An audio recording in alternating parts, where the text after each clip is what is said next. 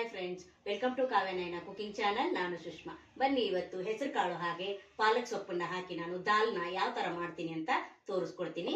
ಏನೇನು ಸಾಮಗ್ರಿ ಬೇಕು ಹಾಗೆ ನಾನು ಯಾವ ತರ ಮಾಡ್ತೀನಿ ಅಂತ ನಿಮಗೆ ಒಂದೊಂದಾಗೆ ತೋರಿಸ್ಕೊಡ್ತೀನಿ. ಬನ್ನಿ ಫ್ರೆಂಡ್ಸ್. ನೋಡಿ, ಒಲೆ ಮೇಲೆ ಕುಕ್ಕರ್ ಇಟ್ಕೊಂಡಿದ್ದೀನಿ.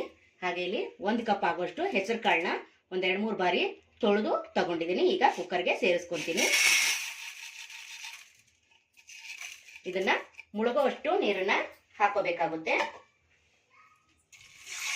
ನೋಡಿ, ಕಾಳು ಮುಳುಗುವಷ್ಟು ನೀರನ್ನ ಹಾಕೊಂಡಿದ್ದೀನಿ. ಈಗ ಕುಕ್ಕರ್ ಮುಚ್ಚಿ ನಾನು 3 ರಿಂದ 4 ವಿಸಿಲ್ನ ಕೂಗಿಸ್ಕೊಂಡ್ ಬರ್ತೀನಿ ಫ್ರೆಂಡ್ಸ್.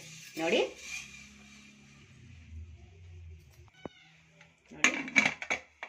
ಒಂದು 4 ವಿಸಿಲ್ನ ಕೂಗಿಸ್ಕೊಂಡ್ ಬರ್ತೀನಿ. ಅಲ್ಲಿವರೆಗೂ ಇದಕ್ಕೆ ಮಸಾಲೆನ ಮಿಕ್ಸಿ ಜಾರ್ಗೆ ಹಾಕೊಳ್ಳೋಣ ಬನ್ನಿ. ಮಿಕ್ಸಿ ಜಾರ್ಗೆ ನಾನು 1 ಗೆಡ್ಡೆ ಬೆಳ್ಳುಳ್ಳಿನ ಹಾಕೋತಾ ಇದ್ದೀನಿ. ಸಿಪ್ಪೆ ಏನು ತೆಗ್ದಿಲ್ಲ. ಹಾಗೆ ಒಂದು ಅರ್ಧ ಟೇಬಲ್ ಸ್ಪೂನ್ ಅಷ್ಟು ಜೀರಿಗೆನ ಹಾಕೋತಾ ಇದ್ದೀನಿ. ಹಾಗೆ 1-2 ಕಡ್ಡಿಯಷ್ಟು ಕರಿಬೇವು ಕೂಡ ತಗೊಂಡಿದ್ದೀನಿ, ಅದನ್ನು ಹಾಕೊಂತೀನಿ. ಹಾಗೆ ಇಲ್ಲಿ ಖಾರಕ್ಕೆ 5 ಹಸಿರು ಮೆಣಸಿನ್ಕಾಯಿನ ಹಾಕೋತಾ ಇದ್ದೀನಿ. ನೀವು ಖಾರ ಜಾಸ್ತಿ ತಿನ್ನೋರಾದ್ರೆ ಜಾಸ್ತಿ ಹಾಕೊಳ್ಳಿ, ಕಡಿಮೆ ತಿನ್ನೋರಾದ್ರೆ ಇದರಲ್ಲಿ 1-2ನ್ನ ಕಡಿಮೆ ಮಾಡ್ಕೊಳ್ಳಿ. ಹಾಗೆ ಕೊತ್ತಂಬರಿ ಸೊಪ್ಪನ್ನ ಸ್ವಲ್ಪ ಸೇರಿಸ್ತಾ ಇದ್ದೀನಿ. ಹಾಗೆ ಇಲ್ಲಿ ಸ್ವಲ್ಪ ಉಪ್ಪನ್ನ ಸೇರಿಸ್ತಾ ಇದ್ದೀನಿ. ಹಾಗೆ ಒಂದು ಅರ್ಧ ಇಂಚಷ್ಟು ಶುಂಠಿನ ಸೇರಿಸ್ಕೊಂಡು, ನೋಡಿ ಫ್ರೆಂಡ್ಸ್, ನೀರೇನೋ ಹಾಕಂಗಿಲ್ಲ, ನಾವು ಹಾಗೆ ತರಿತರಿಯಾಗಿ ರುಬ್ಕೊಂಡು ಬರಬೇಕು. ನೋಡಿ ಫ್ರೆಂಡ್ಸ್, ಇಷ್ಟು ತರಿತರಿಯಾಗಿ ರುಬ್ಕೊಂಡು ಬಂದಿದ್ದೀನಿ. ನಾನು ಸ್ವಲ್ಪ ಕೂಡ ನೀರು ಹಾಕಿಲ್ಲ, ಹಾಗೆ ರುಬ್ಕೊಂಡು ಬಂದಿದ್ದೀನಿ. ಇದನ್ನ ಈಗ ಸೈಡಲ್ಲಿ ಎತ್ತಿಟ್ಕೊಳ್ಳೋಣ. ನೋಡಿ ಫ್ರೆಂಡ್ಸ್, 4 ವಿಸಿಲ್ ಆದ್ಮೇಲೆ ತೋರಿಸ್ತಾ ಇದ್ದೀನಿ ನಿಮಗೆ. ನೋಡಿ ಎಷ್ಟು ಚೆನ್ನಾಗಿ ನೋಡಿ ಹೆಸರು ಕಾಳು ಬೆಂದಿದೆ ಅಂತ ನೀವೇ ನೋಡ್ತಾ ಇದ್ದೀರಲ್ಲ. ನೋಡಿ, ಸೂಪರ್ ಅಲ್ವಾ?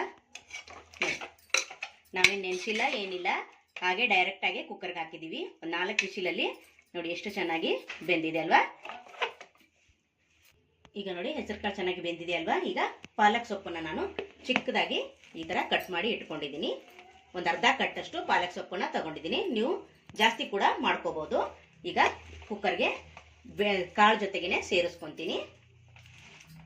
ನೋಡಿ ನೋಡಿ, ಕಾಳು ಜೊತೆಗೇನೆ ಸೊಪ್ಪನ್ನ ಸೇರಿಸ್ಕೊಂಡು ಒಂದು ಸ್ವಲ್ಪ ನೀರು ಹಾಕೊಳ್ಳೋಣ. ಜಾಸ್ತಿ ಹಾಕೊಳ್ಳೋದು ಬೇಡ. ನೀರು ಹಾಕೊಂಡು ಮತ್ತೆ 1 ವಿಸಿಲ್ನ ಕೂಗಿಸ್ಕೊಳ್ಳೋಣ. ಸೊಪ್ಪು ಜಾಸ್ತಿ ಏನು ಬೇಯೋದು ಬೇಕಾಗಿಲ್ಲ. ಸ್ವಲ್ಪ ಅಂದರೆ 1 ವಿಸಿಲ್ ಆದರೆ ಸಾಕಾಗುತ್ತೆ. 1 ವಿಸಿಲ್ ಆದಮೇಲೆ ನಿಮಗೆ ತೋರಿಸ್ಕೊಡ್ತೀನಿ. ನೋಡಿ, ಸೊಪ್ಪು ಹಾಕಿ 1 ವಿಸಿಲ್ ತೆಗೆದಿದ್ದೀನಿ. ಈಗ ವಿಸಿಲ್ ಕೂಡ ಹೋಗಿ ಈಗ ತೋರಿಸ್ತೀನಿ ನಿಮಗೆ. ನೋಡಿ, ಸೊಪ್ಪು ಕಾಳು ಎಲ್ಲ ಎಷ್ಟು ಚೆನ್ನಾಗಿ ಬೆಂದಿದೆ ನೋಡಿ ಫ್ರೆಂಡ್. ಈಗ ಒಂದು ಸ್ವಲ್ಪ ಸ್ಪೂನಿನ ಸಹಾಯದಿಂದ ಈ ಥರ ಮಾಡ್ಕೋಬೇಕು. ಜಾಸ್ತಿ ಸ್ಮ್ಯಾಶ್ ಏನು ಮಾಡೋದು ಬೇಡ, ಸ್ವಲ್ಪ ಈ ಥರ ಮಾಡಿದ್ರೆ ಸಾಕು. ನೋಡಿ ನೋಡಿ, ಈಗ ಒಗ್ಗರಣೆ ಮಾಡ್ಕೊಳ್ಳೋಣ ಬನ್ನಿ ಫ್ರೆಂಡ್ಸ್.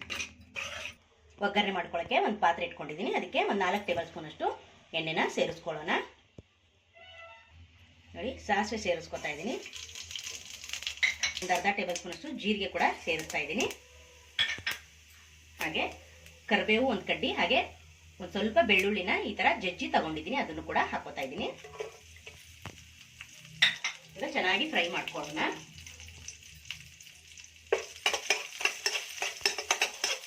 ಸ್ವಲ್ಪ ಫ್ರೈ ಆಗಬೇಕು ಬೆಳ್ಳುಳ್ಳಿ.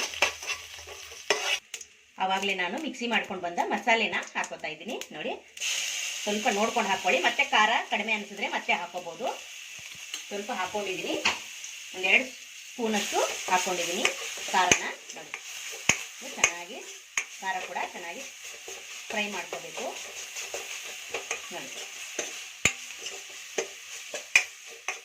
ಇದಕ್ಕೆ ಮೇನ್ ಇಂಗ್ರೀಡಿಯೆಂಟ್ಸ್ ಅಂದ್ರೇ ಇದು ಖಾರ. ಇದೆಲ್ಲ ಚೆನ್ನಾಗಿ ಈ ಥರ ಫ್ರೈ ಮಾಡ್ಕೊಳ್ಳೋಣ.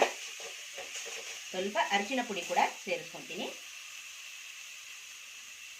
ನೋಡಿ, ಅರ್ಧ ಟೇಬಲ್ ಸ್ಪೂನ್ ಅಷ್ಟು. ಹಾಗೆ ಚೆನ್ನಾಗಿ ಫ್ರೈ ಮಾಡ್ಕೊತೀನಿ. ನೋಡಿ, ಖಾರ ಅಷ್ಟು ಫ್ರೈ ಆದಮೇಲೆ ಈಗ 1-2 ಚಿಕ್ಕ ಸೈಜ್ ಟೊಮೊಟೊನ ಹಾಕೋತಾ ಇದ್ದೀನಿ. ನೀವು ಜಾಸ್ತಿ ಬೇಕಾದರೂ ಹಾಕೋಬಹುದು. ಸ್ವಲ್ಪ ಟೊಮೊಟೊನ ಫ್ರೈ ಮಾಡಿದಾದ್ಮೇಲೆ ಈಗ ಹುಣಸೆ ರಸನ ಹಾಕೋತಾ ಇದ್ದೀನಿ.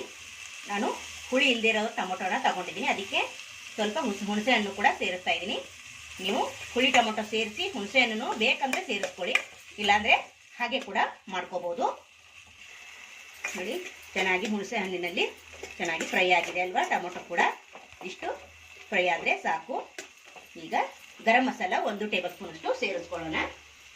ಬೇರೆ ಮಸಾಲೆ ಏನು ಹಾಕ್ತಾ ಇಲ್ಲ, ಗರಂ ಮಸಾಲ ಒಂದೇ ಹಾಕ್ತಾ ಇರೋದು. ಇದನ್ನು ಕೂಡ ಸ್ವಲ್ಪ ಮಿಕ್ಸ್ ಮಾಡ್ಕೊಳ್ಳೋಣ. ಈಗ ಬೇಯಿಸಿ ಇಟ್ಕೊಂಡಿರೋ ಹೆಸರು ಕಾಳು ಹಾಗೆ ಪಾಲಕ್ ಸೊಪ್ಪನ್ನ ಹಾಕ್ಕೊಳ್ಳೋಣ ಇದ್ರೊಳಗಡೆ. ನೋಡಿ ನಮಗೆ ನೀರು ಎಷ್ಟು ಬೇಕು ನೋಡಿಕೊಂಡು ನಾವು ನೀರನ್ನ ಹಾಕೋಬೇಕು. ನಾನು ಕುಕ್ಕರ್ಗೆ ಸ್ವಲ್ಪ ನೀರು ಹಾಕಿ ಸೇರಿಸ್ತಾ ಇದ್ದೀನಿ. ಈ ಕಡೆ ಗಟ್ಟಿನೂ ಅಲ್ಲ, ಈ ಕಡೆ ತೆಳುನೂ ಅಲ್ಲ, ಮೀಡಿಯಮ್ ಆಗಿ ಬರಬೇಕು.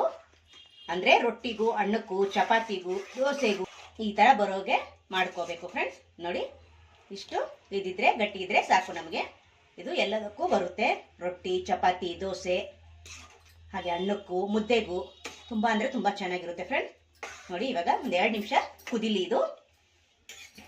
ನೋಡಿ ಫ್ರೆಂಡ್ಸ್ ಕುದೀತಾ ಇದೆ. ಈಗ ಉಪ್ಪು ಸ್ವಲ್ಪ ಕಡಿಮೆ ಅನ್ನಿಸ್ತು ನನಗೆ, ಈಗ ಸೇರಿಸ್ಕೊತಾ ಇದ್ದೀನಿ. ನೀವು ನೋಡಿಕೊಂಡು ಸೇರಿಸ್ಕೊಳ್ಳಿ, ಒಂದೇ ಸತಿ ಜಾಸ್ತಿ ಹಾಕಕ್ಕೆ ಹೋಗಬೇಡಿ. ನೋಡಿ ಎಷ್ಟು ಚೆನ್ನಾಗಿ ಕಲರ್ಫುಲ್ಲಾಗಿ ಬಂದಿದೆ ನೋಡಿ ಫ್ರೆಂಡ್ಸ್. ಸೂಪರ್ ಅಂದರೆ ಸೂಪರ್, ಎಲ್ಲದಕ್ಕೂ ಸೂಪರ್ ಆಗಿರೋ ಕಾಂಬಿನೇಷನ್ ಇದು.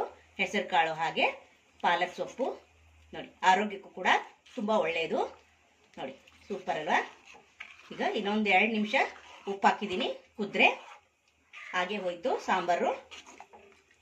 ನೋಡಿ ಸಾಂಬಾರು ಅನ್ಬೋದು, ಪಪ್ಪು ಅನ್ಬೋದು, ಸೂಪರ್ ರುಚಿಯಾಗಿರುತ್ತೆ. ನಮ್ಮ ಉತ್ತರ ಕರ್ನಾಟಕದ ಕಡೆ ಮದುವೆ ಮನೆಗಳಲ್ಲಿ ಇದನ್ನ ಮಾಡಿರ್ತಾರೆ. ತುಂಬ ಅಂದರೆ ತುಂಬ ರುಚಿಯಾಗಿರುತ್ತೆ.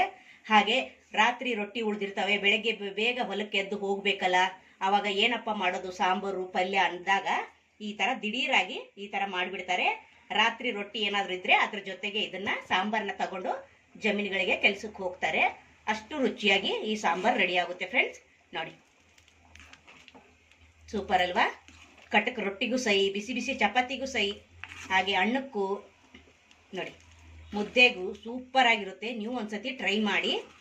ನಮ್ಮ ಉತ್ತರ ಕರ್ನಾಟಕದ ಸ್ಪೆಷಲ್ ಅಂದರೆ ಹೇಳೋದು ತಪ್ಪಾಗಲ್ಲ.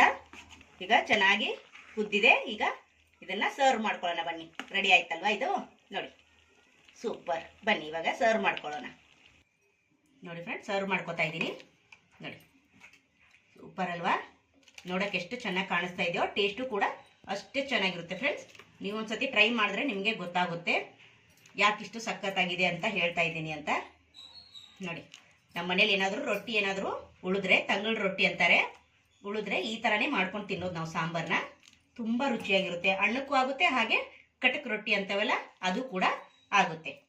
ನೋಡಿ ಸೂಪರ್ ಅಲ್ವಾ. ನೋಡಿ ಫ್ರೆಂಡ್ಸ್ ಸೂಪರ್ ಅಲ್ವಾ, ಎಷ್ಟು ಸಖತ್ತಾಗಿ ರೆಡಿ ಆಯ್ತಲ್ವಾ. ನಮ್ಮ ಉತ್ತರ ಕರ್ನಾಟಕದ ಸ್ಪೆಷಲ್ ಮದುವೆ ಮನೆಗಳಲ್ಲಿ ಮಾಡ್ತಾರೆ ಇದನ್ನ. ನೀವು ಕೂಡ ಒಂದ್ಸತಿ ಟ್ರೈ ಮಾಡಿ ಫ್ರೆಂಡ್ಸ್. ಹಾಗೆ ಇನ್ನೂ ಯಾರು ನಮ್ಮ ಚಾನೆಲ್ನ ಸಬ್ಸ್ಕ್ರೈಬ್ ಮಾಡ್ಕೊಂಡಿಲ್ಲ, ಪ್ಲೀಸ್ ಹೋಗಿ ಸಬ್ಸ್ಕ್ರೈಬ್ ಮಾಡ್ಕೊಳ್ಳಿ. ಬೆಲ್ ಐಕನ್ನ ಪ್ರೆಸ್ ಮಾಡಿ ಆಲ್ ಅನ್ನೋ ನೋಟಿಫಿಕೇಶನ್ ಸೆಲೆಕ್ಟ್ ಮಾಡ್ಕೊಂಡ್ರೆ ನಾವು ಹಾಕೋ ವಿಡಿಯೋ ಎಲ್ಲ ಮೊದಲು ನಿಮಗೆ ಬರ್ತದೆ ಫ್ರೆಂಡ್. ಆಗ ಎಲ್ರಿಗಿಂತ ಮುಂಚೆ ನೀವೇ ನೋಡ್ಬೋದು. ಹಾಗೆ ಯಾವಾಗಲೂ ನಾನು ಮನೆಯಲ್ಲಿರೋ ಸಾಮಗ್ರಿಗಳನ್ನ ಬಳಸಿ ಸಿಂಪಲ್ ಆಗಿ ಅಡುಗೆ ಮಾಡಿ ತೋರಿಸ್ತಾ ಇರ್ತೀನಿ ಫ್ರೆಂಡ್. ಹಾಗಾಗಿ ನಮ್ಮ ಚಾನೆಲ್ನ ಸಪೋರ್ಟ್ ಮಾಡಿ ಅಂತ ಕೇಳ್ಕೊಂತೀನಿ. ಹಾಗೆ ನಿಮ್ಮ ಫ್ರೆಂಡ್ಸ್ ಫ್ಯಾಮಿಲಿಗೂ ಕೂಡ ಶೇರ್ ಮಾಡಿ. ಈ ವಿಡಿಯೋ ನಿಮಗೆ ಇಷ್ಟವಾದರೆ ಪ್ಲೀಸ್ ಲೈಕ್ ಮಾಡಿ, ಶೇರ್ ಮಾಡಿ, ಕಮೆಂಟ್ ಮಾಡಿ, ಸಬ್ಸ್ಕ್ರೈಬ್ ಮಾಡ್ಕೊಳ್ಳಿ. ಈ ವಿಡಿಯೋ ನೋಡಿದ್ದಕ್ಕಾಗಿ ನಿಮ್ಮೆಲ್ಲರಿಗೂ ಧನ್ಯವಾದಗಳು. Thank you for watching. ನಮಸ್ಕಾರ ಫ್ರೆಂಡ್ಸ್.